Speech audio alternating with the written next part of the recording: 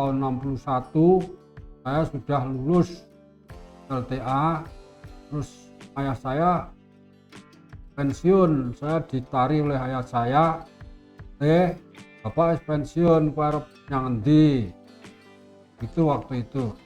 Kemudian saya terus mengembara ke Jawa Timur melalui Solo, Surabaya, Jember, langsung sampai di Banyuwangi. Kemudian di STM Banyuwangi itu saya jalan-jalan, ada pengumuman penerimaan pegawai administrasi. Saya mencari kepala sekolahnya, kemudian ketemu, terus langsung saya ketemu, omong-omong saya mau menjadi pegawai Pak. Saya langsung suruh bekerja, enggak usah lamaran, enggak apa-apa. Langsung diterima ya Pak? Iya, langsung diterima. Jadi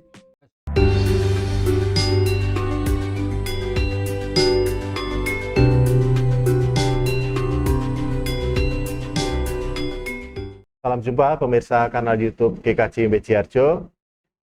Saat ini kami berada di gedung Gereja Kristen Jawa Bejiharjo yang berada di Kulwo Bejiharjo, Karangmojo, Gunung Kidul. Dan saat ini kita akan bersama dalam ngobrol gayeng, ngobrol bareng bersama salah satu tokoh Gereja Kristen Jawa Bejiharjo. Tema obrolan saat ini adalah setia menunggu gereja. Dan saat ini kita bersama dengan salah satu tokoh yang tentu tidak asing lagi bagi warga GKJ Bejiharjo maupun bagi masyarakat di Bejiharjo. Beliau adalah Bapak Ngadiran, warga Yuswo yang selalu setia melayani di GKJ Bejiharjo, berkali-kali menjadi majelis GKJ Bejiharjo, dan di periode terakhir ini baru saja lereh beberapa bulan yang lalu. Pak Ngadiran adalah sosok yang selalu ada di setiap kegiatan kemasyarakatan, baik di Sripah, orang yang punya kepentingan atau punya hajat, maupun juga di kegiatan-kegiatan gereja, saat gereja ada kegiatan gotong royong, kerja bakti, maupun juga saat ada acara-acara tertentu di GKJ Bejiharjo. Rumah beliau sangat dekat dengan gedung GKJ Bejiharjo, berada di samping persis GKJ Bejiharjo. Keberadaan rumah tersebut tentu juga menjadi saksi, juga bagi beliau menjadi saksi perjalanan Gereja Kristen Jawa Bejiharjo saat dibangun di tempat ini, perkembangan fisik dan juga perkembangan jemaat di tahun-tahun berikutnya. Kita ingat warga GKJ Bejiharjo saat ada kegiatan di gereja sering menggunakan rumah Bapak Ngadiran untuk persiapan kegiatan. Bahkan warga sering repoti rumah Pak Ngadiran baik untuk persiapan acara Natal maupun acara-acara gereja yang lain. Keberadaan beliau tentu juga menjadi saksi perjalanan GKJ Bejiharjo hingga sampai dengan saat ini. Nah, saat ini kita akan belajar dari beliau bagaimana Pak Ngadiran di masa muda untuk kemudian mempersiapkan segala sesuatu menuju GKJ Bejiharjo yang kita kenal pada saat ini. Untuk itu, mari kita simak obrolan kita saat ini, obrol gayeng, obrol bareng bersama Pak Ngadiran dengan tema setia menunggu gereja. Pak Ngadiran, apa kabar Pak Ngadiran? baik. Baik, puji Tuhan, dikaruniai kesehatan, keselamatan. Terima kasih sudah bergabung dengan kami di channel YouTube GKJ Bejiharjo dalam ngobrol gayeng pada saat ini. Pak Ngadiran, boleh diceritakan Pak Ngadiran, masa muda Pak Ngadiran saat sekolah, kemudian bekerja, kemudian sampai dengan mengenal Tuhan dan ada di kehidupan gereja. Monggo Pak Ngadiran. Ya, terima kasih Pak Eli. Saya nama Ngadiran, lahirkan tanggal 7 April tahun 1944. Saya SD-nya di Banyu Bening 1. Pada waktu itu tahun 1956 ayah saya pegawai kehutanan pindah ke Yogyakarta. Saya mengikuti kegiatan bekerjanya orang tua, jadi saya meneruskan sekolahnya di SMP-nya di Jogja. SMP-nya di Yogyakarta. Ya. Hingga pada waktu itu tahun 61 saya sudah lulus LTA, terus ayah saya pensiun. Saya ditarik oleh ayah saya, bapak pensiun para yang endi. Itu waktu itu. Kemudian saya terus mengembara ke Jawa Timur melalui Solo, Surabaya, Jember, langsung sampai di Banyuwangi. Kemudian di STM Banyuwangi itu saya jalan-jalan, ada pengumuman penerimaan pegawai administrasi. Saya mencari kepala sekolahnya, kebetulan ketemu, terus langsung saya ketemu, ngomong-ngomong, saya mau menjadi pegawai Pak. Saya langsung suruh bekerja, enggak usah lamaran, enggak apa-apa. Langsung Jadi, diterima ya Pak? Iya, langsung diterima. Jadi SK-nya cukup dari kepala sekolah. Terus pada waktu itu keadaan Kabupaten Banyuwangi khususnya, terus bangsa Indonesia umumnya itu mengalami goncangan G30S PKI. Pada waktu itu betul-betul keadaannya tidak aman. Dan tahun 65 itu saya ditawari oleh Pak Haji Samsuri terus sembahyang ke masjid. Saya tidak mau dan saya pindah memilih ke gereja Pentekosta Kabupaten Banyuwangi. Oke, itu awal mengenal Tuhan di Tuhan. gereja Pentekosta Banyuwangi ya Pak? Banyuwangi. Terus tahun 68 itu saya dikunjungi oleh orang tua saya, melihat keadaan saya masih sehat atau bagaimana, kok dikirimi surat kok tidak pernah dibalas. Orang tua saya datang ke Banyuwangi, kan pada waktu itu keadaannya betul-betul masih belum aman di Banyuwangi tahun 68. Pada waktu datang ke sana itu kebetulan tempat kos saya itu dekat jalan besar. Di depan pintu masuk ke kos saya itu kebetulan ada orang mati ditutupi daun pisang. Terus saya tahu, saya tahu, suruh menceritakan, saya cerita panjang lebar, terus akhirnya orang tua saya menyimpulkan pokoknya kowe pindah, kudu pindah le, besok pokoknya kudu pindah. Saya menjawab dengan orang tua saya, Pak, pindah itu tidak mudah, saya nanti kalau pindah saya dianggap tersangkut G30S. Nah, ayah saya pulang, wes gampang le, kau aku tak boleh surat terangan nota tugas kau masmu di klien Komandan Kodim ya Sintarjo, Komandan Kodim Sintarjo untuk jaluk surat terangan kono pokoknya pindah rono. Kebetulan waktu itu 68 saya mendapat surat tugas dari dari Semap Wonosari, saya disuruh pindah ke Semap Wonosari. Sehingga Bapak 68 kembali ke Wonosari. Ya, Oke. 68 pindah ke Wonosari, saya di Gunung Sari.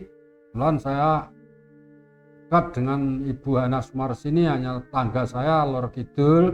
Terus tanggal 8 Agustus tahun 1972 saya nikah dengan Ibu Hana Sumarsini, nikah secara agama Kristen. Gerejanya di gereja tempatnya Bu Mariati, almarhum Bapak Soekardi.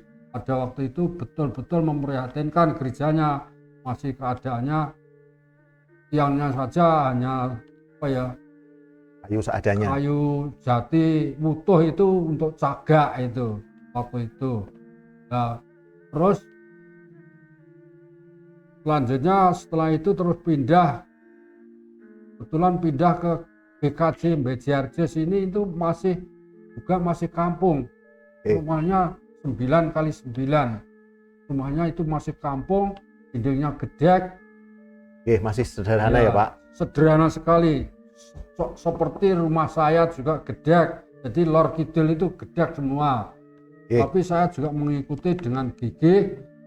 Kebetulan pada waktu itu tahun berapa itu Pak TH Sakijo bekerja menjadi satu dengan saya.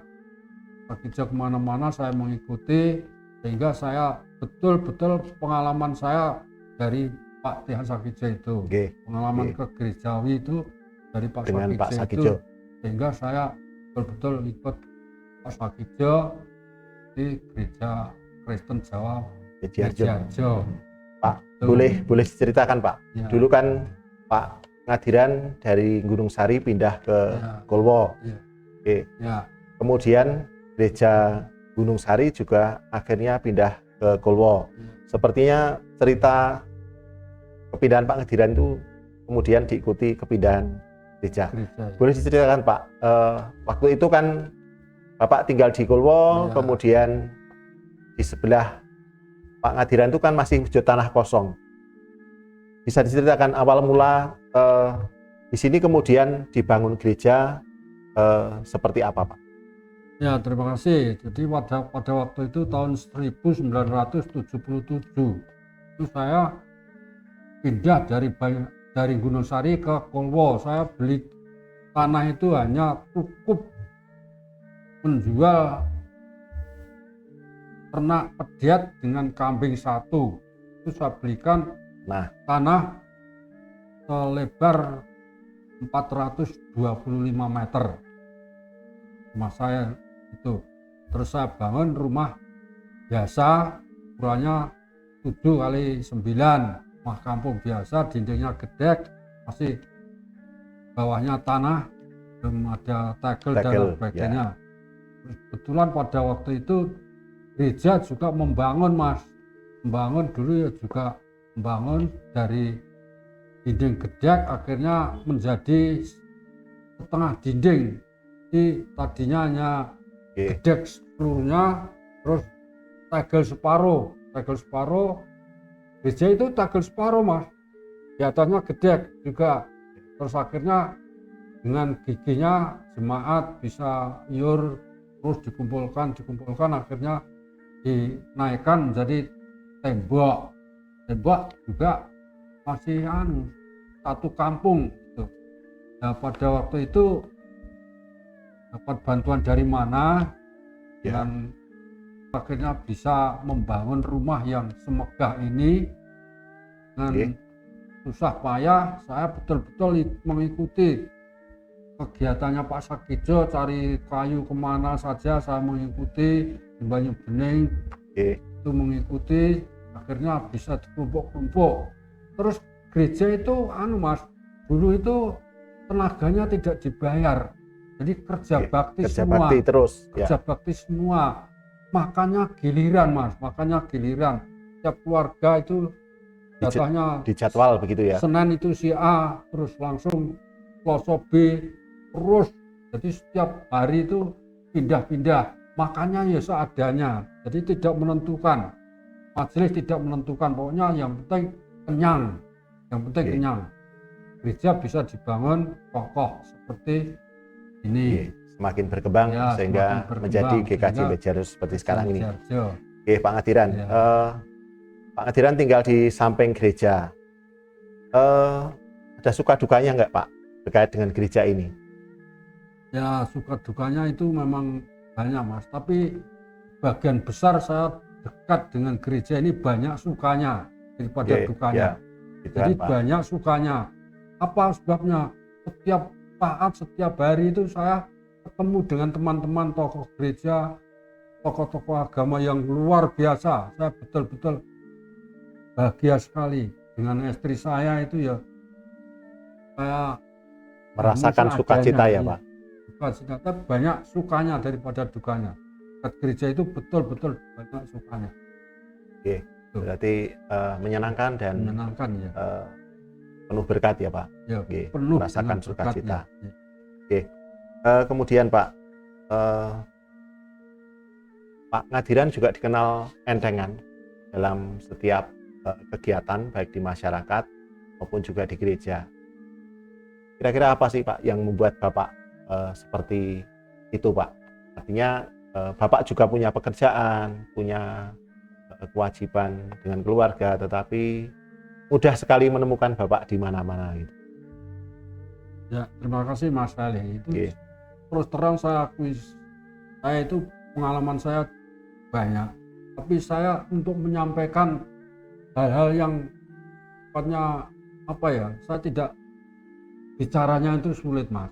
Saya sulit. Tapi untuk tenaganya saya lahir batin sampai kemana-mana pun saya siap. Untuk pidato dan lain sebagainya saya kan betul tokoh gereja, tapi saya belum pernah kok pidato sampai panjang lebar, belum pernah. Karena apa? Keterampilan saya tidak ada. Jadi saya betul-betul mencurahkan tenaga saya seutuhnya demi kepentingan gereja itu. Untuk gereja dan untuk Iya, masyarakat ya Pak. gereja, masyarakat ada kepentingan apa saja, sebisa mungkin saya datang. Jam 1 malam saya datang. Pasti itu. Itu Sampai yang kemudian istri saya itu dicap mbok entengan. sesuk wae Pak, wengi-wengi ana apa-apa. Ora Bu, pokoknya selamat. Puji Tuhan Pak, itu bagian Iya. dari pelayanan. Itu Pak, jadi Bapak dikenal entengan baik di masyarakat maupun juga di gereja. Untuk Bapak sendiri, kira-kira pengalaman yang pengabdian yang sudah dilakukan ini yang paling menarik apa Pak di gereja ini? Yang paling menarik kalau saya ya Mas, itu saya betul-betul diangkat majelis itu puji Tuhan yang luar biasa itu. Saya dulu sebenarnya pernah tidak mampu. Merasa tidak layak ya Pak? Tidak layak, saya itu orang yang Oke. tidak layak menjadi majelis. Saya banyak hal-hal yang kurang menyenangkan di masyarakat, tapi kenapa kok Tuhan itu masih mengizinkan saya menjadi majelis? Ya puji Tuhan, karena saya diangkat menjadi majelis, sebisa mungkin, sedapat mungkin saya juga belajar Mas. Belajar, jadi tetap belajar saya. Maka dari itu saya kalau mau jatah khotbah itu ya paling tidak saya menyiapkan itu 1 minggu. Diajari sama ibunya, suruh mengulangi dan lain sebagainya, itu ibunya yang ngajari. Coba Pak diulangi sekali lagi ini itu saya ya nurut saja kawan. Tapi puji Tuhan itu ya tidak ada kendala apa itu. Ya, semua bisa dilaksanakan Ya. dengan baik ya Pak. Pak Ngadiran, Bapak Ngadiran dikenal dengan sebutan Mbah Juru, beliau Dukuh Gunung Sari. Boleh diceritakan Pak latar belakang keluarga Pak Ngadiran, Mbah Juru dan juga saudara-saudara Pak Ngadiran? Ya saya Sastro Winoto, orang memanggil Mbah Juru. Sebab apa? Waktu itu pegawai kehutanan itu pensiun tahun 1961, terus pulang ke Gunung Kidul, kebetulan di Gunung Sari. Pada waktu itu Dukuh Gunung Sari tidak ada, terus bapak saya itu dipanggil oleh Pak Lurah Bejarjo, terus menjabat sebagai kepala Dukuh. Nah, mulai tahun 61 itu Pak saya menjabat sebagai kepala Dukuh. Kemudian saudara-saudara Pak Ngadiran? Saudara-saudara saya 5 orang, yang baru itu Mbak Yu Karsim sudah meninggal, yang nomor 2 Mbak Yu Karsilah masih hidup, yang nomor 3 sudah meninggal, nomor 4 saya, nomor 5 masih hidup di Payen. Berarti 5 bersaudara ya Pak? Kemudian Pak, kisah Bapak tentu menginspirasi bagi generasi muda, khususnya generasi muda gereja. Nah, pesan Bapak untuk generasi muda saat ini, walaupun zamannya berbeda dengan Bapak, tetapi tentu ada hal yang kemudian bisa Bapak sampaikan untuk generasi muda saat ini. Seperti apa Pak? Ya, terima kasih. Memang urusan dengan generasi muda ini ya gampang-gampang sulit Mas. Jadi generasi muda zaman sekarang itu tidak bisa disengkok. Tidak. Kowe kudu ngene, hanya sedikit demi sedikit diberi contoh kegiatan baik apa saja, kegiatan orang tua itu supaya menjadi contoh generasi penerus, generasi muda. Memang untuk menanggulangi generasi muda itu memang sulit, apalagi zamannya itu zaman sekarang. Kumpul-kumpul pemuda-pemuda itu saya sering diingatkan oleh anak saya, Pak, kowe rasa malu-malu Pak, wong tua ndak salah. Ane wis beda. Zamannya beda. Anak saya yang laki-laki Wahyu itu sering mengingatkan saya, wis ta le kowe menengo wae, kowe iki ngerti mau apa toh. Saya juga begitu. Yang penting Bapak selamat, tujuan Bapak itu baik. Tidak mungkin Bapak itu mau berbuat macam-macam, tidak mungkin. Nah, begitu. Jadi saya itu lebih-lebih kalau ada tontonan, ada kegiatan, terus ada orang kerengan itu saya ingin mengetahui gimana tahu bisa terjadi begitu. Saya betul-betul ingin tahu tapi apa kok iso kaya ngono kuwi. Begitu Mas. Oke, makasih Pak. Pak Ngadiran, mungkin apa yang disampaikan sudah cukup bagi kami. Terima kasih sudah berbagi cerita. Sebenarnya kalau akan diulas lebih banyak, tentu cerita Pak Ngadiran Tidak cukup 2 hari 3 hari. tidak cukup Iya. diceritakan di kanal YouTube GKJ Bejerjo pada saat ini. Semoga nanti di kesempatan yang lain kita bisa ngobrol bareng lagi ya Pak. Iya. Terima kasih Pak Ngadiran dan semoga senantiasa diberkati Tuhan, senantiasa sehat dan penuh berkah dari Tuhan. Pemirsa kanal YouTube GKJ Bejerjo, demikian obrolan kami dengan salah satu tokoh GKJ Bejerjo, Pak Ngadiran. Semoga apa yang disampaikan menginspirasi kita semuanya, khususnya generasi muda GKJ Bejerjo, untuk senantiasa bersemangat, berjuang, melayani di GKJ Bejerjo maupun juga dimanapun ditempatkan. Dan tentu apa yang beliau sampaikan menjadi penyemangat bagi kita semuanya untuk melanjutkan perjuangan, terutama membangun GKJ Bejerjo ke depan. Kami kira cukup obrolan pada saat ini dan sampai ketemu lagi di obrolan gayeng berikutnya di kanal YouTube GKJ Bejerjo. Tetap setia melayani dan Tuhan memberkati.